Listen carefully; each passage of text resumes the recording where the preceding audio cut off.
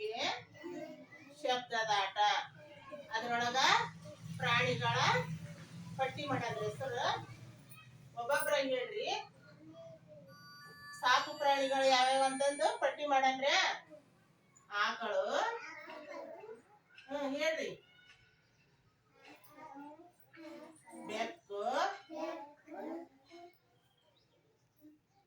ನಾಯಿ,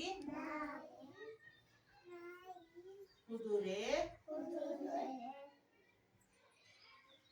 ಕತ್ತೆ, ಮೊಲ,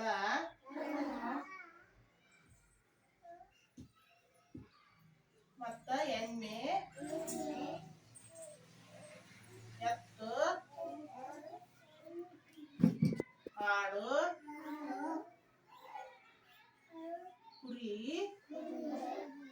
ಇವೆಲ್ಲ ಏನು ಸಾಕು ಪ್ರಾಣಿಗಳು. ಗೊತ್ತಾತಲ್ಲ?